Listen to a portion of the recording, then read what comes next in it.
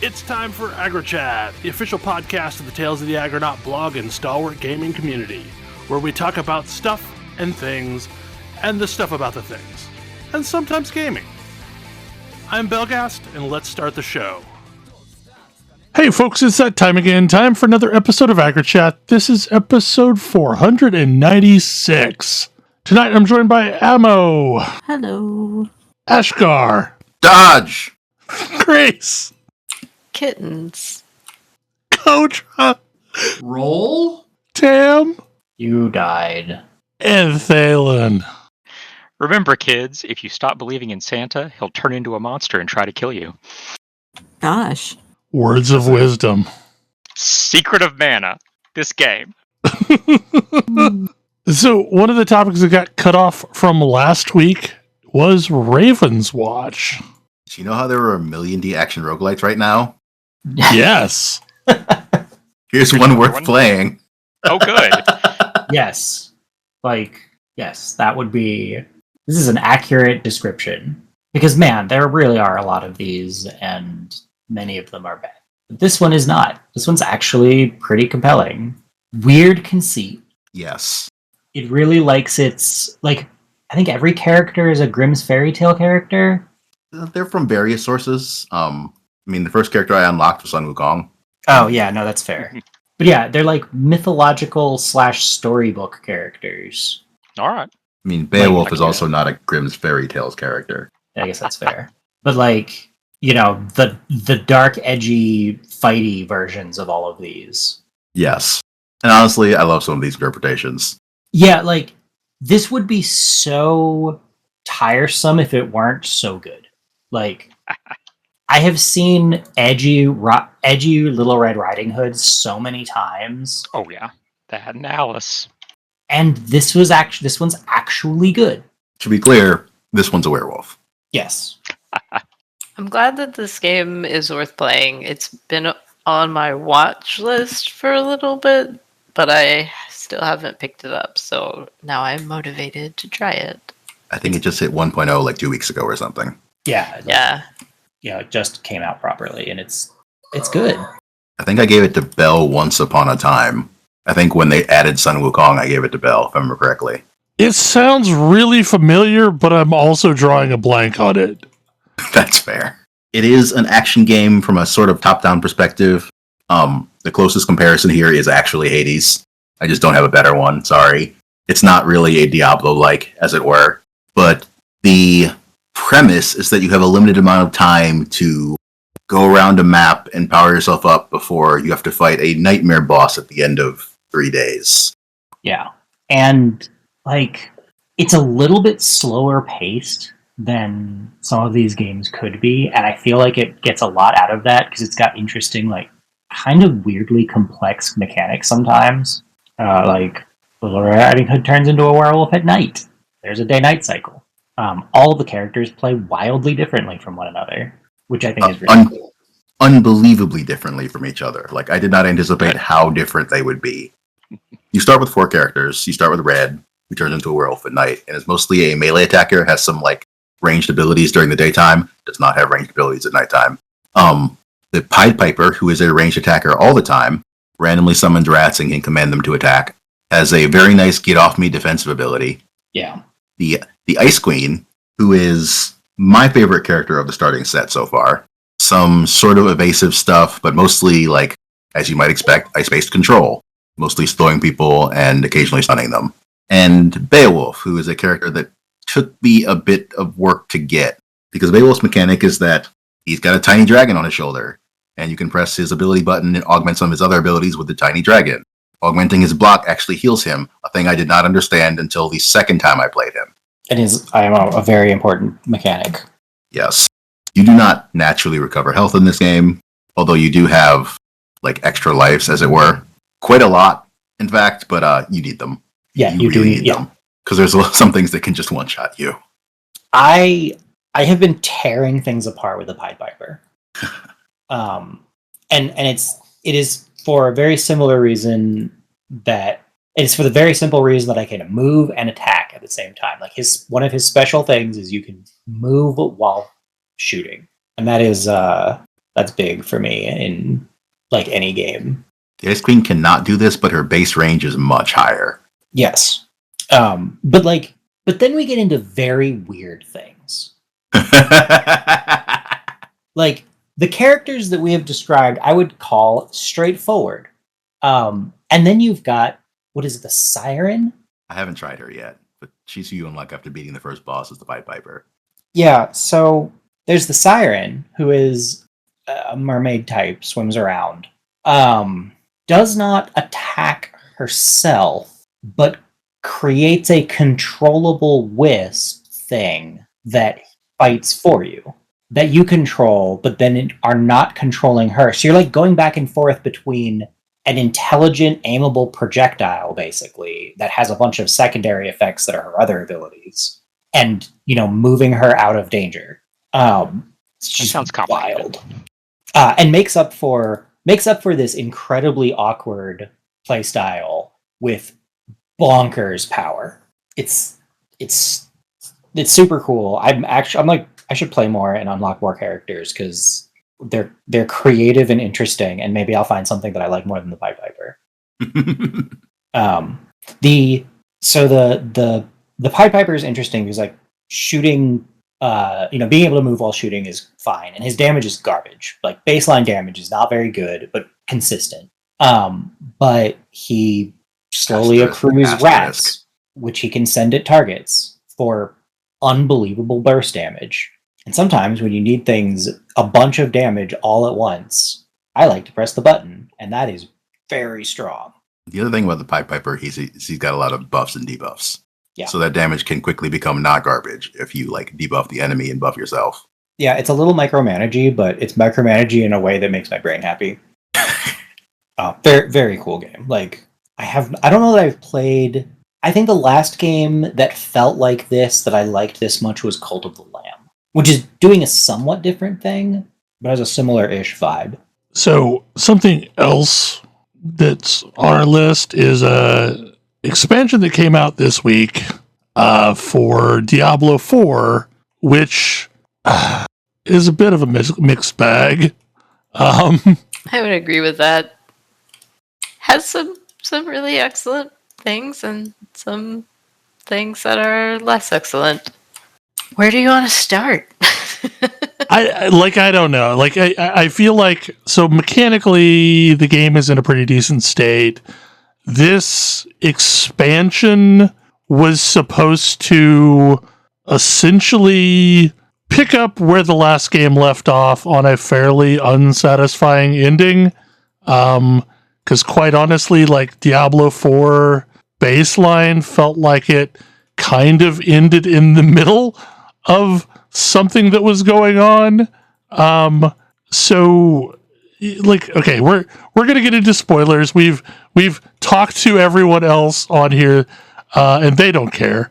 But so Diablo 4 basically ended up with this character Nerel sort of betraying us and running off with yet another shiny demon crystal that they thought they could, handle on their own, kind of like another Wanderer has done in the past.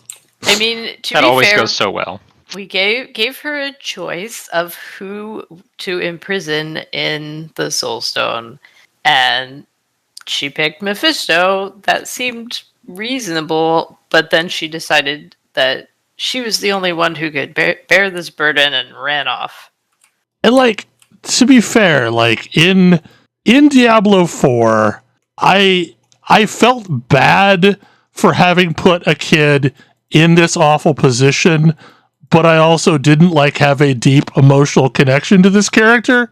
Like, I felt bad that, this kid lost her mom and, had some bad things happen, but also I was mostly following after her because, like, she's got a real dangerous object that I'm going to have to deal with at one point or another, so better go retrieve it.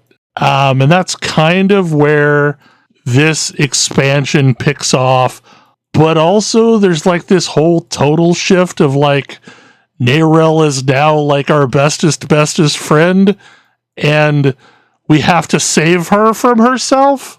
So that's odd. But also was fine. Like, I'm not expecting a lot out of a Blizzard story anymore. But like, I don't know. Like, this expansion, first of all, is very short.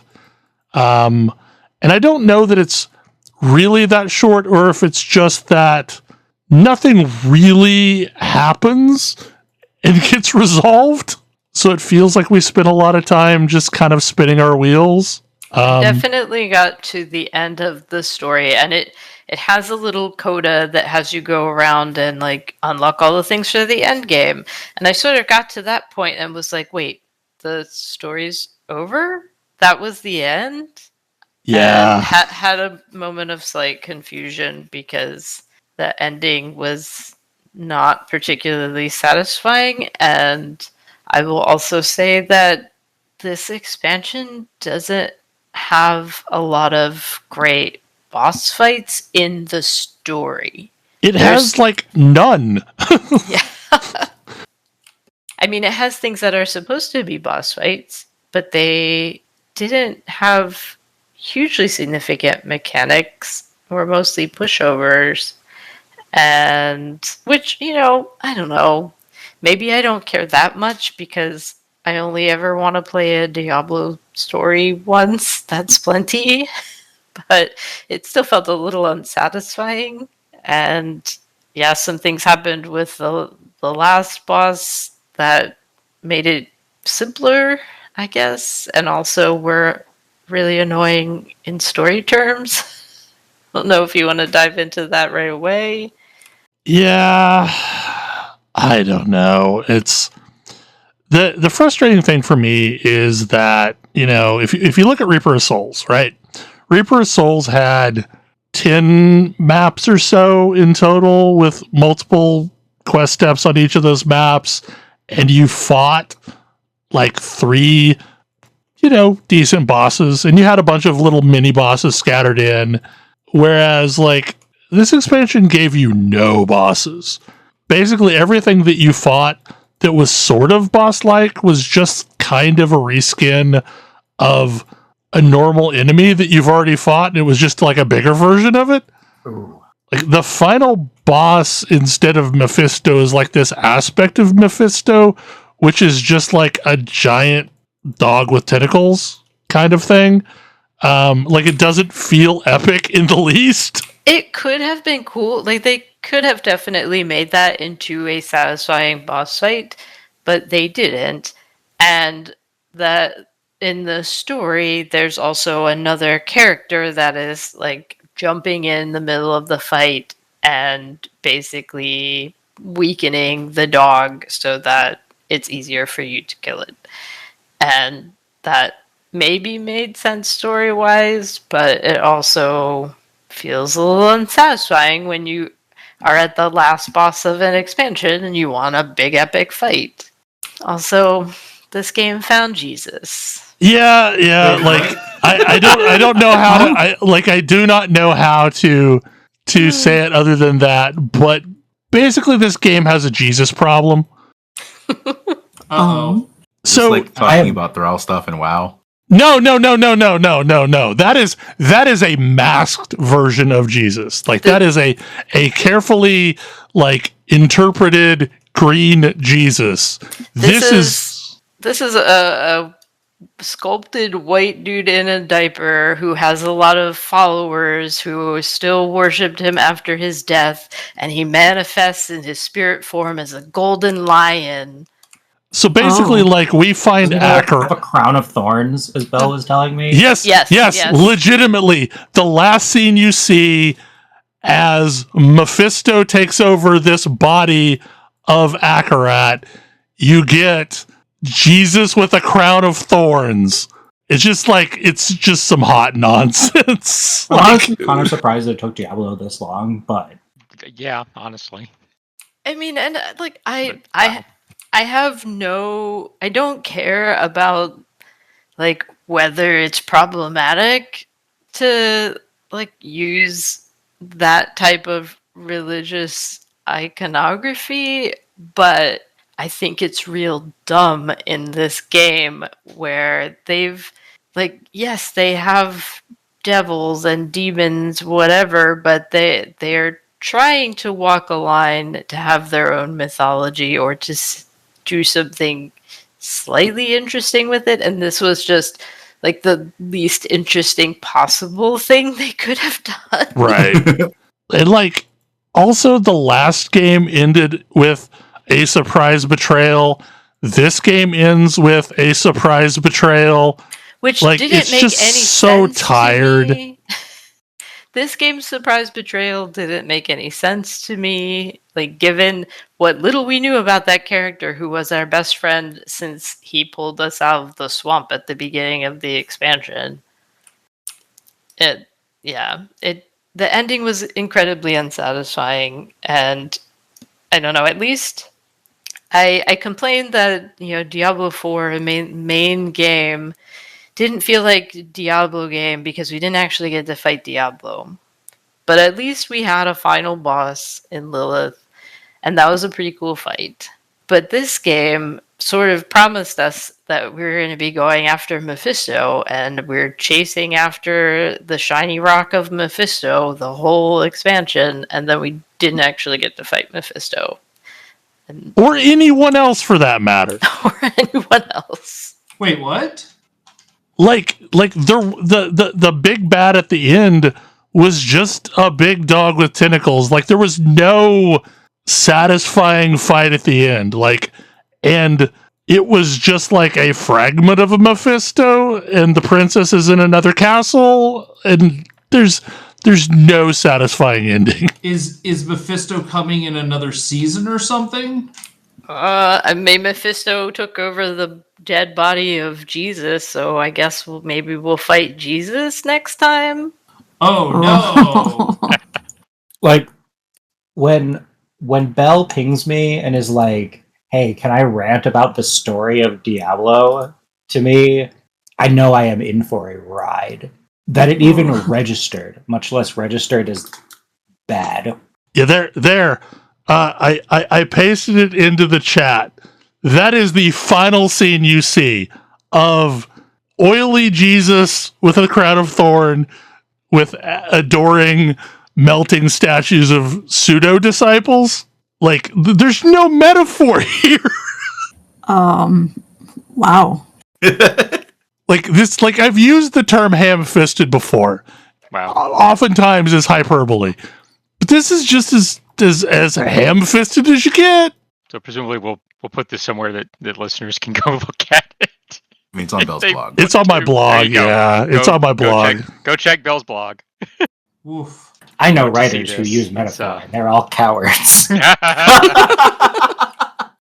So let's talk about some things that are good about this expansion. I'm hearing fun things about the new class. Yeah, I mean, the green monk is fine. It's the class is fun. It is distinctly not my jam, but I'm still playing it because it's quite powerful and pretty relatively straightforward to put together a decent build. So been having fun with it, even though it's not my normal thing. So And it that's kind of good. suffers from the Blizzard new class problem, where it is just wildly overpowered. I mean, it was that way with, Death Knights. It was that way with Demon Hunters. Yeah, like it's just super powerful. Yeah, which is why I haven't bothered rolling a class that I would probably rather play, because it's also fun to just be overpowered. I'm playing what is arguably the best version of Hammerden that I have ever seen, but instead of hammers, it's like little poisonous swarms of insects. But mechanically, it's the same, except for I have all these crazy movement abilities in addition to that. So it's like, what if Monk was a Hammerden? Yeah, my flavor of it is basically sort of a fan of knives type thing, but it's eagle feathers. And yeah, my movement abilities, like my dash, does more damage than my regular attack. It's very strange. But it works. I really like the realm walkers that they added. So I guess that's sort of the seasonal mechanic for this season. Realm walkers have been a thing for a bit, and you find them out in the world, chase them around for a while, make them angry, and then eventually get to kill them. And when you do, it pops open a portal, and you can go into a nice little mini dungeon with a couple of floors, and you get to choose what kind of rewards you get. And it's pretty fun.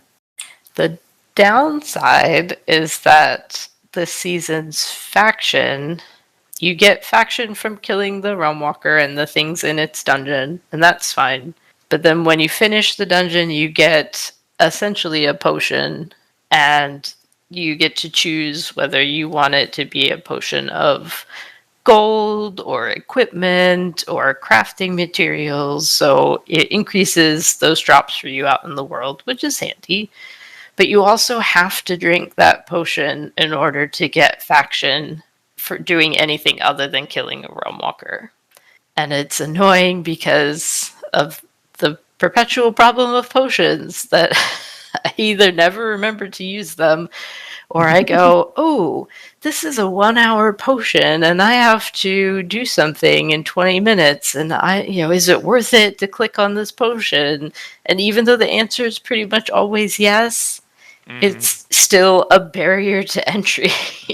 So my faction is way lower than it ought to be at this point.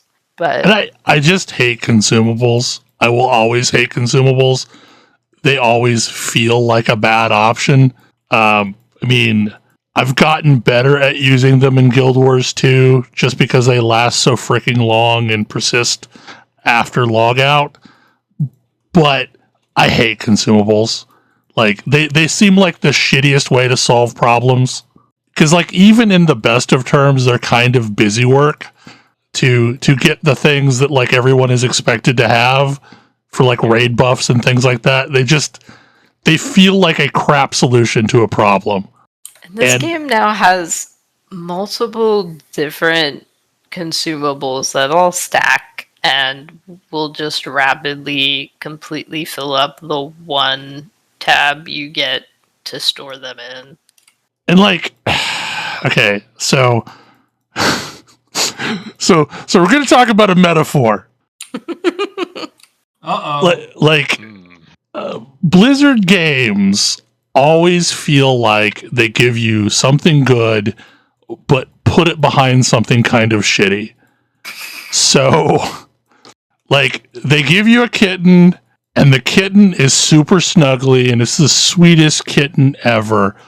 But on Thursdays, it has explosive diarrhea. It is incurable. It will always have explosive diarrhea. On Mondays, to make up for it, you get to wear a little hat on the cat. But nothing you can do can stop that cat from ever having explosive diarrhea. And that's just like, that's Blizzard games. Like, everything that's good has something awful attached to it.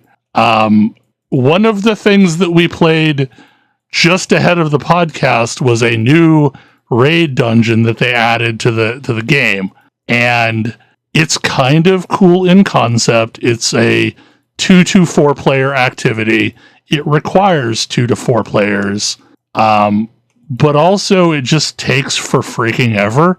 And every week you get like a bunch of rewards for doing it, but you have to clear 3 wings every single week. And every wing is like 30 plus minutes worth of effort. And I cannot imagine, like, you can queue for this with random players. I cannot imagine going through that experience blind with random players without having voice chat. No, it would have been miserable. There are some wings that I think you might get away with it in a month or two when everybody knows what they're doing. But there are some of the boss fights where, like, one person needs to stand outside and hit a button, and the other person has to go through a portal to a different place to kill things. Only it's not just a portal that you click on, it's a little summoned field on the ground. It only lasts about 3 seconds. So if you're not standing in it at the right time, you have to start all over again. But there's like hard enraged instant death timer, so you don't really get an extra chance to do this. You have to get it right on the first try. Ugh, yuck. Now, like, the Citadel was more fun than I expected it to be. I'm already instantly biased against anything that's going to force me to play with another human being in an ARPG. I want to be able to play with my friends if I feel like it, but I don't want content that requires extra people. Yes. And this requires extra people. But going through it blind with a friend was entertaining. It was very long. It'll probably be faster again once people know what they're doing, but still longer than the commitment that I want to give for any kind of content in an ARPG.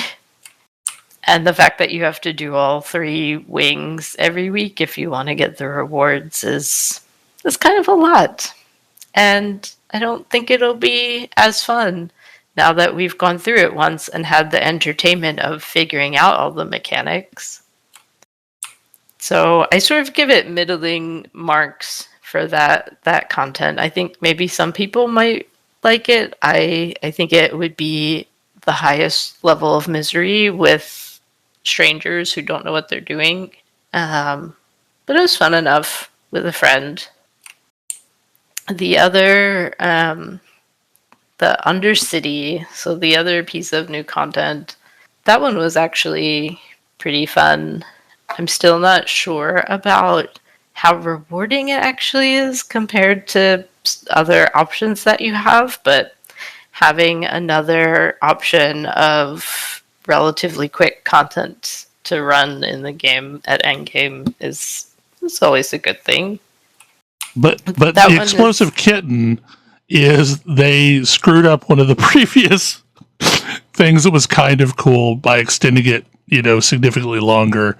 What is that? The Infernal Hordes? Is that what that's called? Yes. Yeah, the Infernal Hordes. I did find a key today that was a 6 wave, so they are different lengths. But basically, the Infernal Hordes was started not last season, but the season before. Is that right? I think. And you get a key, you do a few waves of things, and then you kill a council fight at the end, and you get to choose your rewards based on how difficult you made things for yourself. And it's pretty fun, but it can have anywhere from 4 to 10 waves of enemies to fight before you get to the boss fight. And 4 waves of enemies is nice and quick, really fun. You get in and out and get some rewards, and it's great. 6 waves is okay. I feel like 6 is maybe about right. Seems like a reasonable number of waves before you fight the boss. 10 waves is just too long. And between every single one of these waves, you have to choose something that is going to give you a buff and also make something harder. And so by the end of 10 waves, it's probably kind of annoying to finish. So, yeah, I was pleased to see at least you can get things that have less than 10 waves, because the first couple keys that dropped for me were 10 wave fights. I just didn't want to deal with that. Well, and the other problem is like the kiss curse aspect of those things. Like, the thing that you are getting as a boon is never all that interesting compared to the annoyance that you're just about to have to deal with. Yeah. I mean, I like those when they make fights more interesting. Right. Actually, do, which is the case sometimes. It's also not the case sometimes. Last Epoch's Arena is an example of it not being the case usually. Yeah. Unfortunately. But it is possible to do that well. The best case for this is usually like the waves will spawn an additional kind of boss enemy. Yeah, but those are the ones I always choose for. Right, but that boss will drop more currency. So like, okay, that's fine. But yeah, some of them are, this thing that spawns will slow you, or I don't know, just every time you use a spender, you'll have to dodge like a fireball or something stupid like that. But anyway, I mean, that's luckily relatively minor because there are now multiple kinds of content at the end game that you can choose from. So if somebody really likes those, and I like them when they're short. You can just only do the short ones and throw away the longer keys. But the Undercity is fun. It's a sort of a timed run.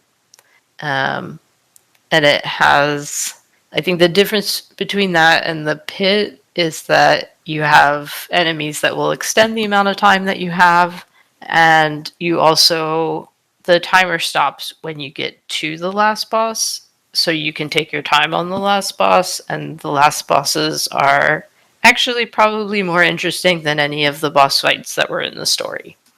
Yeah, I would agree. And there's also little mini bosses that you can detour towards while clearing the 3 levels of the dungeon, and like they're also kind of cool.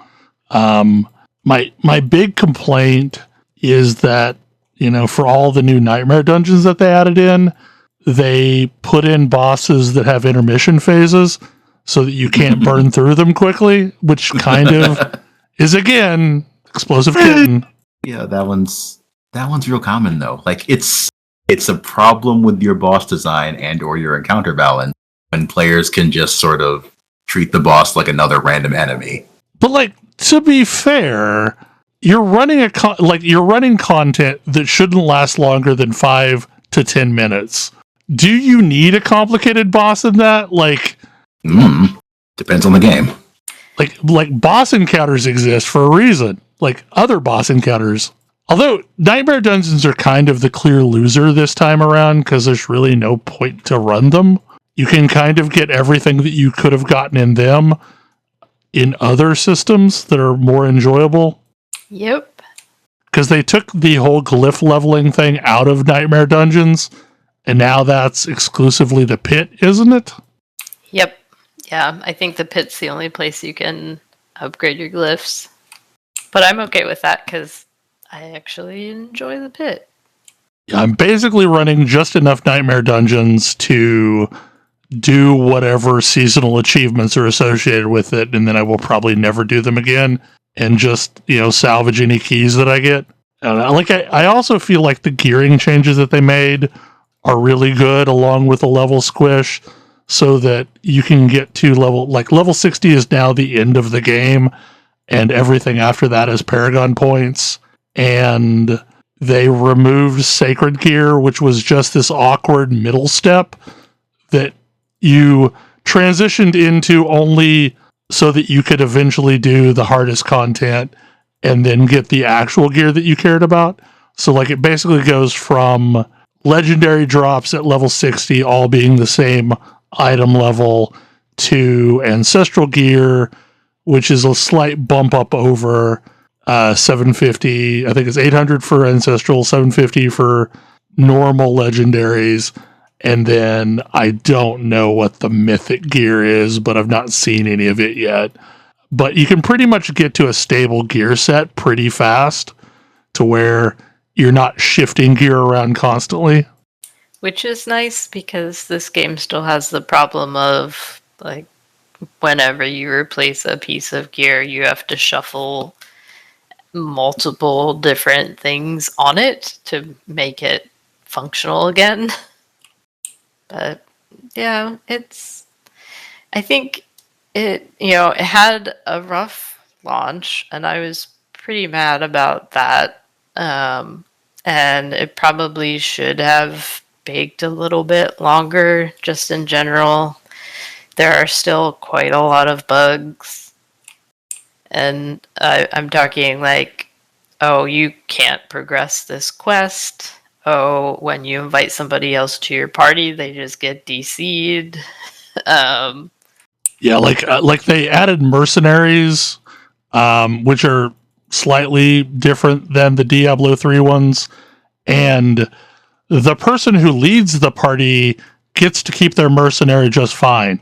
The person who joins loses their mercenary and then has to go back to the headquarters of the mercenaries to reacquire them after running the mission.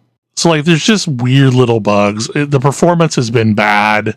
I continue to have rubber banding and network hitches anytime I'm, like, running through a zone and another player shows up.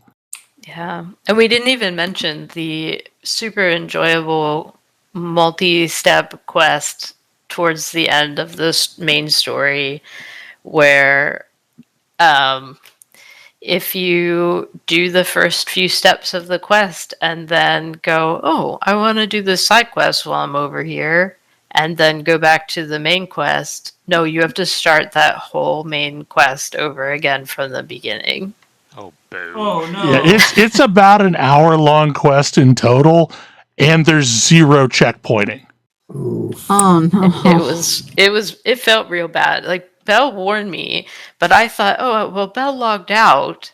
Surely if I just stay in the game and just do this quest, it will be fine. But no, I wanted to wander around and do something else for a minute while I was on that part of the map, and that was not allowed. There's just no excuse for that at this point. No, that was very silly. And it wasn't even, I mean, maybe within a specific stage of the quest, sure, whatever, I'll restart that stage. But no, this was multiple stages of running back and forth across the map to do different things. Talking to NPCs, turning things in, or at least you thought you were turning them in. Yeah, that felt very bad. So, I don't know. Overall, mixed. I think once we're fully in endgame mode and we never have to think about the story again until the next expansion, I think, and all the bugs get fixed, I think it'll be a pretty good place. New class is going to be good. The new content is, gives some different options of things to do, but very rough start and woof, not a good main story. See, the thing you say when you say not a good main story is that the worst main story I can think of in a game like this that I have played is Diablo 3. Yeah, I feel like this was worse than Diablo 3. Ouch. Oh. I don't know. I mean, I have fondness for Diablo 3, even though the story was not great. But at least it was a full story and had a full story arc. That's fair. And this one just didn't. Like, I'll be honest, this didn't feel like an expansion. It felt like seasonal content that got patched into a game.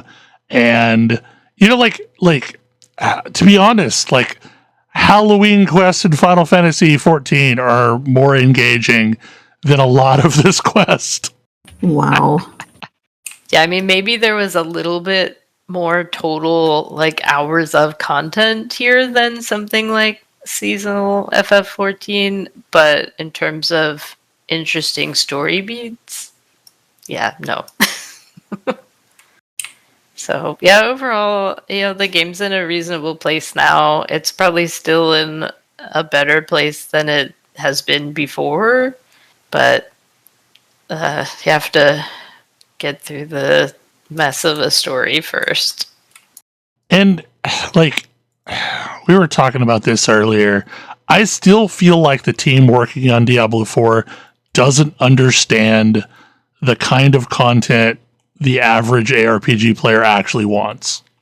Yeah, this game still feels like they were trying to make Diablo the MMO. And yes, they had to walk back from some aspects of that because when D4 launched, everybody hated it. But they're still trying to push things push it in that direction. and it doesn't feel great in an ARPG. It's not what I want out of an ARPG. Lag. Don't want to be forced to play with other players. Yeah. I'll be honest, like, I would be perfectly happy if I never saw another player on the map, except for the people that I invite to my parties. I mean, I am perfectly fine with doing a health tide and other people are around and they help you kill stuff faster and you don't have to group and you don't have to talk to them and you just do your own thing and move the needle slightly faster. That's I fine. would be if it weren't for the fact that everything freezes up when a new player arrives. Well, yes, that is not ideal. Two stars out of hand glider. Uh-oh. ARPG players don't want an MMO. I mean, all you have to do is not call it an MMO, right? I don't think it works that way. Worked for Destiny. Not really. Worked for Destiny for a while. Like, everyone still called it an MMO. Like, anyway. What is Rogue Trader, Void and Shadow? A DLC for the CRPG? Yeah. Sometimes you get a DLC for a game that feels like an apology for something they messed up in the original. Mm-hmm. Melee was not great, except in very specific situations. Did the situation involve a chainsword and a space marine? No. Oh. He was really tanky, but not, like, murdery. Like, dispatching enemies with a melee weapon was not, like... It was fine, but it wasn't like standout good. So, I have done none of the story of the DLC, but I did decide to try the new class that they introduced. And that class is an apology for melee being kind of jank. So it's a CRPG. It's a turn-based, like, grid CRPG, Rogue Trader. They give you an ability that collects charges over the course of the fight. You start a fight with one. You get an additional charge. You get an additional charge for an ability anytime you kill an enemy without using that isn't from using that ability. And the charges can be used to fuel an ability that is jump and hit everything around you. I have downed like 20 enemies in one turn chaining this. It is a ridiculous action economy nightmare, and it's very, very, very funny. It's Blade Dancer is just unbelievably strong, and they give me a button that is return to where you started your turn, making all of the same attacks through all of the spaces that you passed through while you do so, which is silly. It's so, like, it doesn't come up much because most things don't survive the first pass, but it also means that my tendency to overextend is just not punished at all. And they also weave a lot of the, like, DLC content into the existing game, which I think is cool. Like, there's additional dialogue and options and so forth based on, like, that are clearly tied to the DLC. But also, the other thing that stands out to me is a lot of bugs have been fixed in this game. Like, I think my commentary about it before was, like, it's cool, and it's definitely, like, 40K does tyranny. And as a result, it feels really good to, like, be a decent person because nobody's expecting you to. Yeah. But also, it was buggy, and it's been running really smoothly since I basically restarted to try the DLC, and because I kind of stalled out from, hey, random crashes and so forth are actually pretty annoying. And a lot of that stuff has been fixed. It's really neat. I enjoy, like, it's not really much of a secret that I've been on a Warhammer kick for much of this year, so this is sort of me continuing that. But I also just think it's doing interesting things, as far as, like, I really enjoyed Tyranny because Tyranny was taking, like, this is an evil empire that you're a part of, so doing right by people actually feels like it takes some effort and thought and consideration, as opposed to just being hit the blue button every time it comes up. And I really appreciate, like, it makes those actually feel like choices and not just like help somebody across the street or kick them in the face for no reason. It's also, I was coming to Ash about this earlier, it's also continues to have the funniest and weirdest like game economy as far as items go, because you don't have currency. Like, you don't deal with something so tawdry as money. Mm-hmm. You have, basically, if the item you want is accounted for a rounding error as far as the goods that you're exchanging with whoever you're talking to, you can just have the item. Purchasing is just, do you meet the threshold? Yeah. So it's like, you rich enough? Yes. Yeah. Okay. You've got profit factor, which is the measure of your, like, you know, rogue trader trading empire. Is your profit factor high enough, and does the faction that you're trading with like you enough? If both of those things are true, you just have whatever item, and each item has like different requirements of those two things. And you get better faction by securing trade deals for particular types of goods, which are just the items you find around the world. So yes, you can loot 700,000 las guns from random, like, whatever people you've been fighting, and then you just bundle them all up and give them to an arms dealer. It's fine. Or, you know, if you want to be decent about it, you give it to the, you know, local unionized militia, and several of your party members will have something disparaging to say about that, but they wouldn't dare question you. you are, in You have a fact, piece of a paper rogue that says that trader. you are right. Yeah. Yeah, you do. You do, Great, in but- fact, have a piece of paper that says that you do what you want. It's a very large, very fancy piece of paper. And it continually leads to just hilarious back and forths between people who also believe this is true. That they are always right.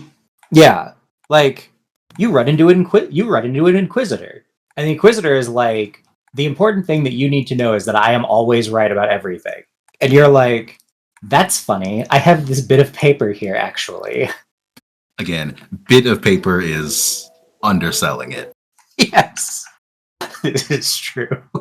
I have it written 3 stories tall From the on an Emperor ancient himself. scroll that I can do what I want. But like, it means that you can get away with things that are really, really funny in context. Like, said inquisitor ordered me to do something, and my response was, I didn't hear the magic word. And the dude is just apoplectic with rage about this, but he can't do anything about it. I mean, that would be going against the will of the Emperor. That sounds like heresy. Yes, it's very satisfying.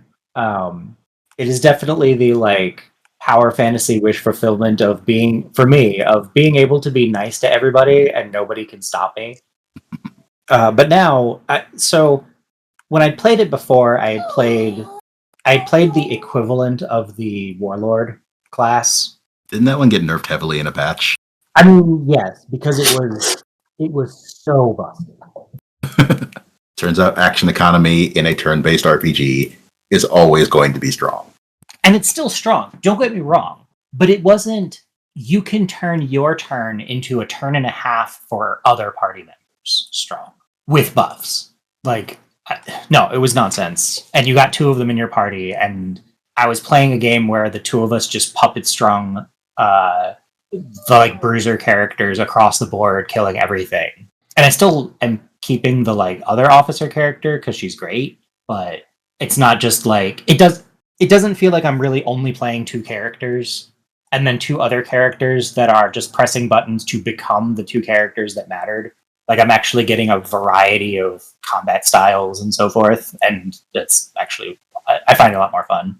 But yes, coming back to it and seeing the changes and the update is cool. And I'm glad that they're continuing to kind of put work into it.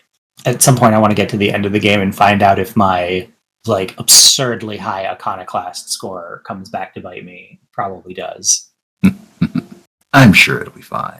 So let's talk about the game that was causing me to think I was having a stroke. UFO 50. What is this?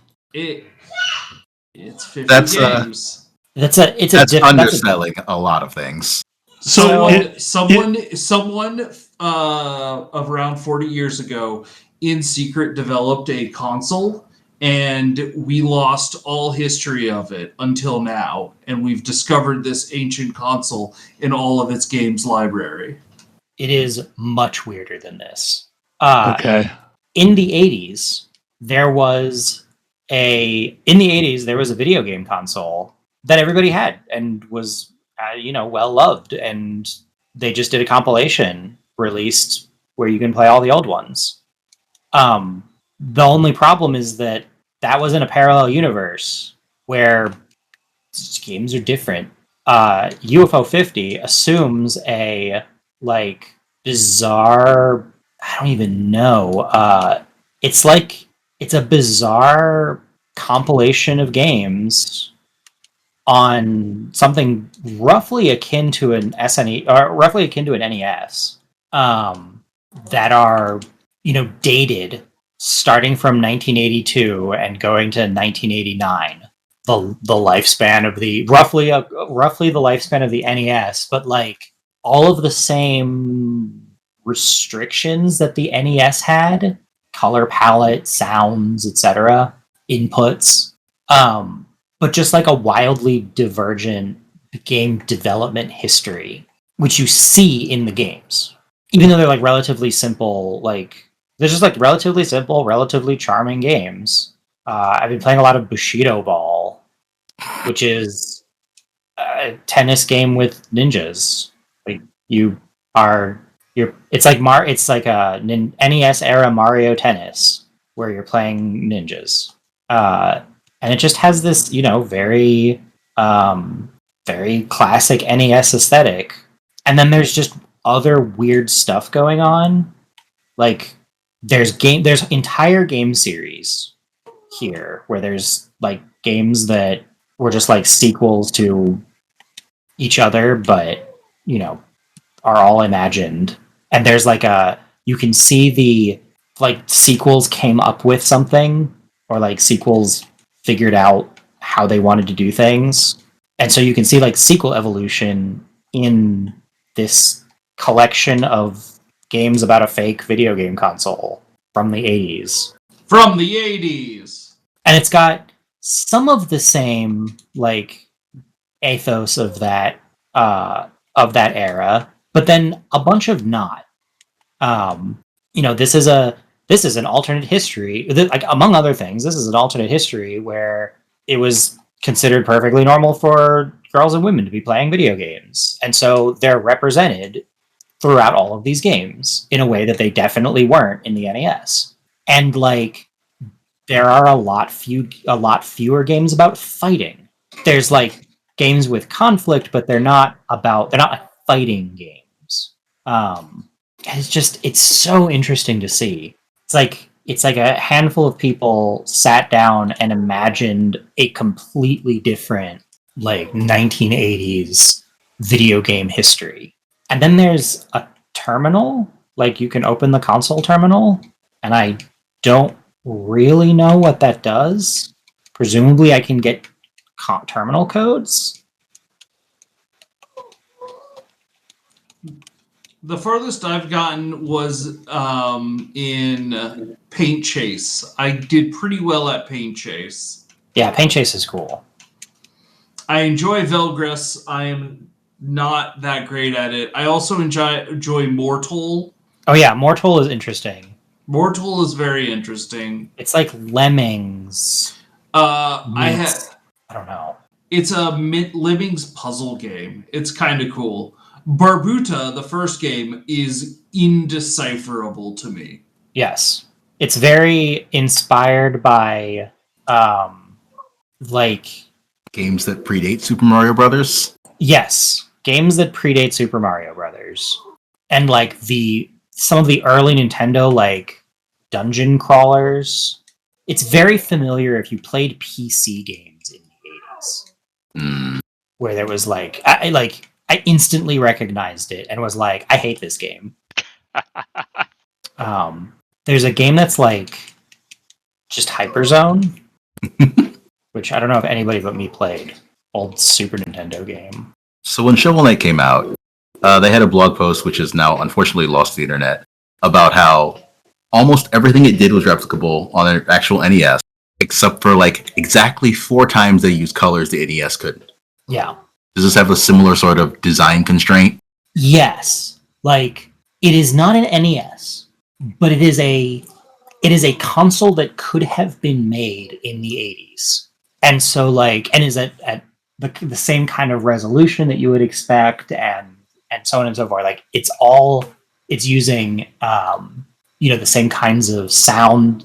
It has a soundboard that is like replicable and predictable.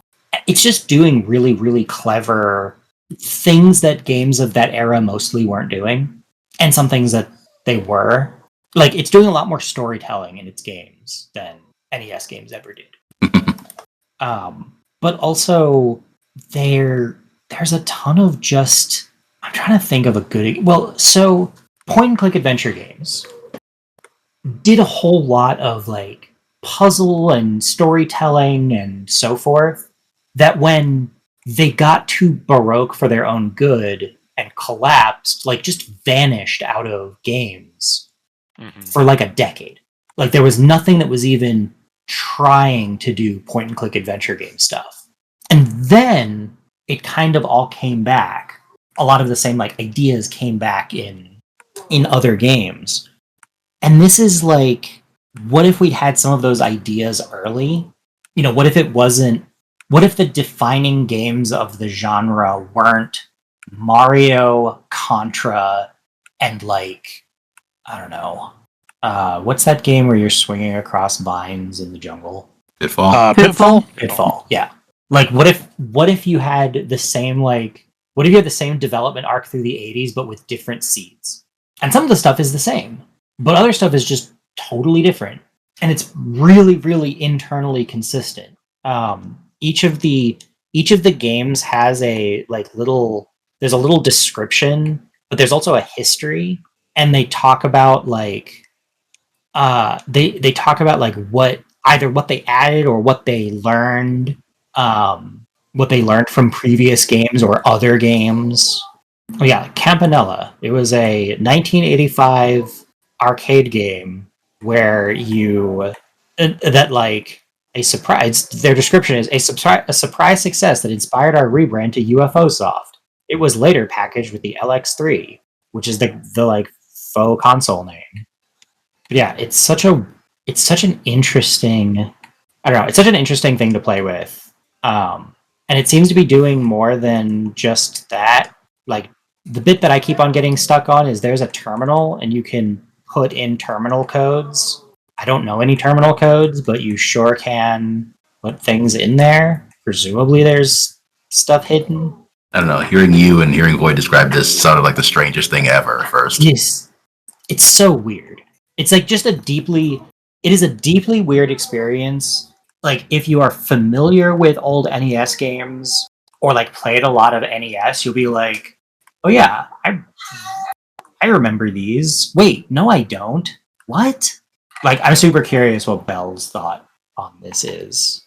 Yeah, I'm going to have to pick it up and try it because there were so many games from that era though that were not popular. So like you could almost imagine any of these things existing. Yes.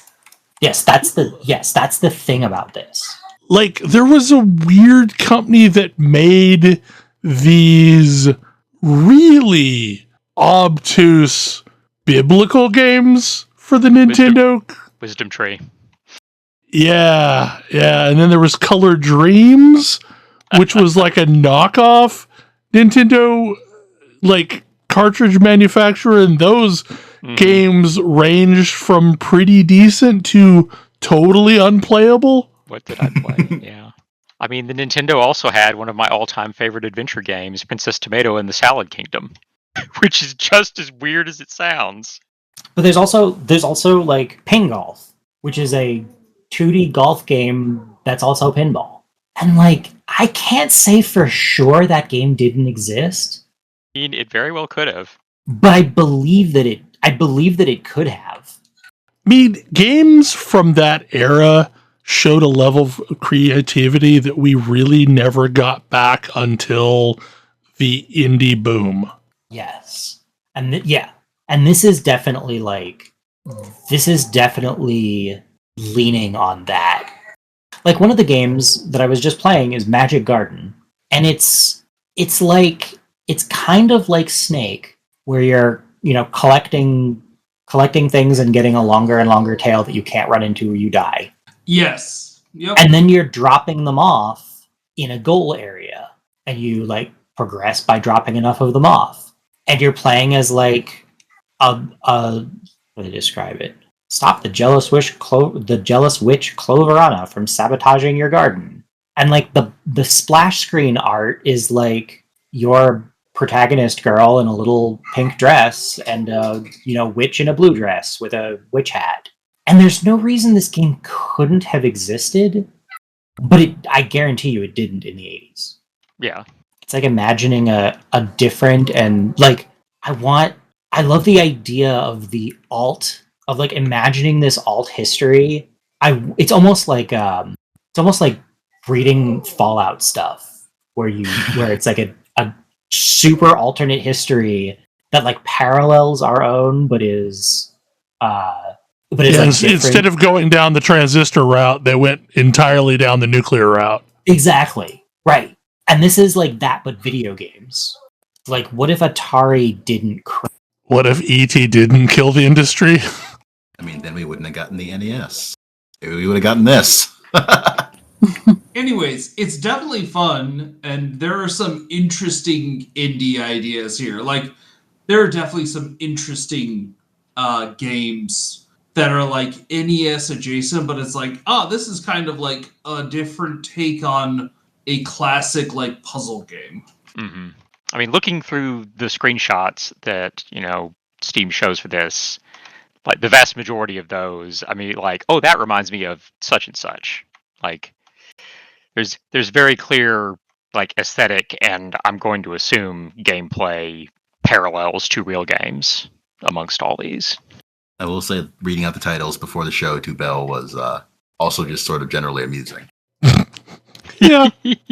Legitimately, I thought I might have been having a stroke.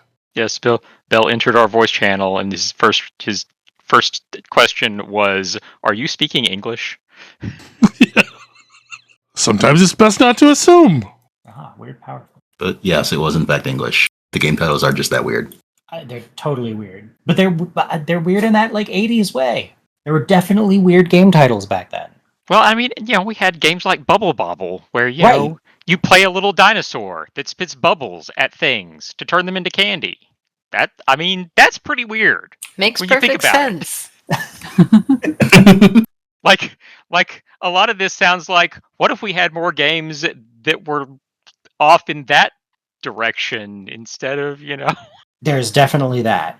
No, it's really cool. It's worth like, I don't know, the $25 or whatever I spent to try it, because there's a ton of games in here, and I thought it was just going to be like a cute collection of mini games, but it is definitely not that. It is much more than that. I tell you, like, there have been times that I've wanted to order just bulk lots of Famicom games from like, Yahoo Auctions Japan, just to see what never made it over here. Because like, there's so many games that never got a release. Oh yeah, there's so much. Yeah, if you have ever had that urge, Bell, you gotta.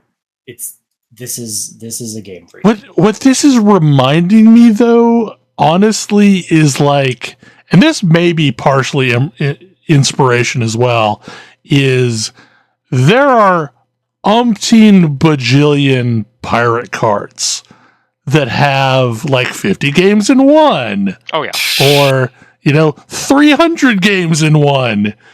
And a lot of them are just bizarre, like, knockoffs of other things, or half-remembered dreams, or barely playable.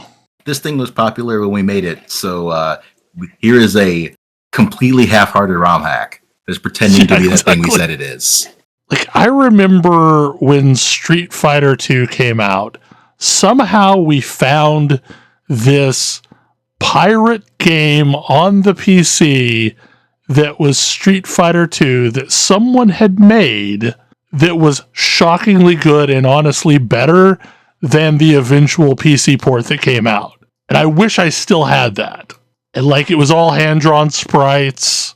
It was amazing, but, it's just lost in the, disc inventory of time, because I have no clue where that went. But it was this little bitty, Street Fighter 2 game, and you played it with, like, WASD and the arrow keys, and it was 2-player, and one of my friends, siblings got it at college or something like that.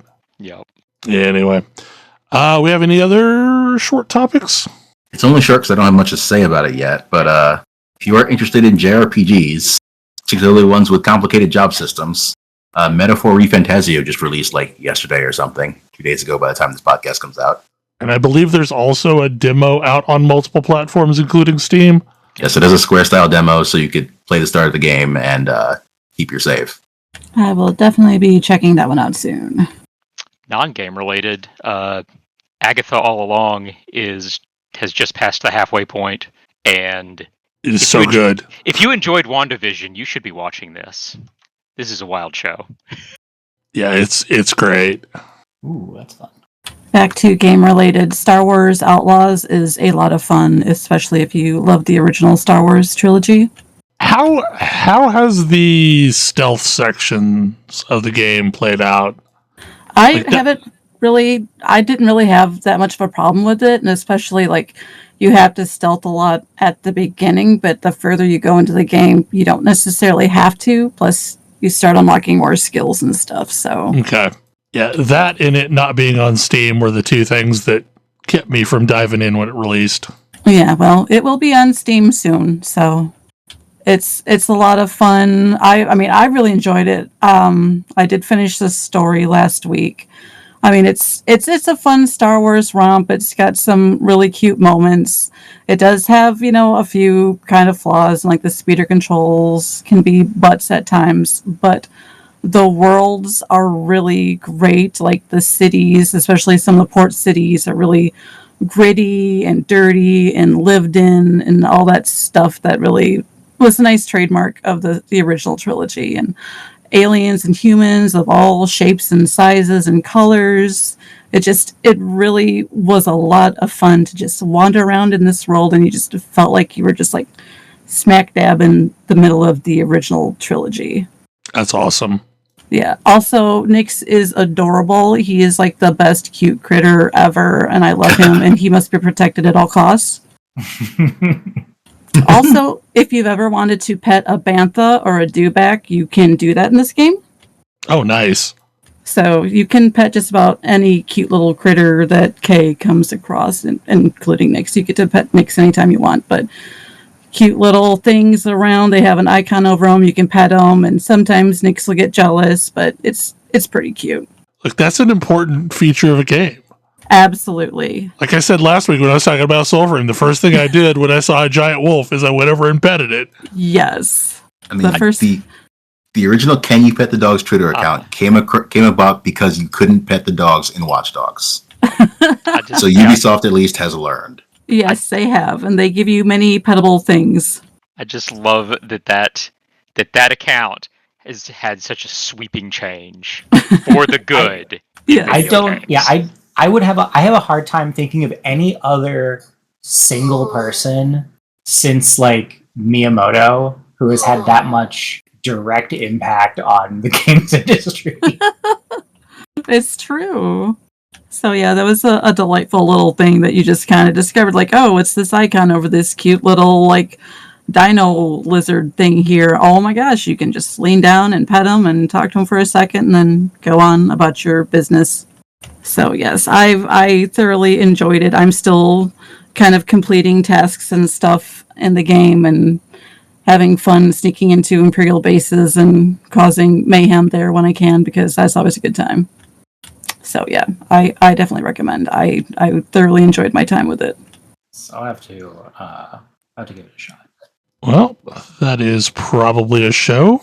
Hopefully you enjoyed it.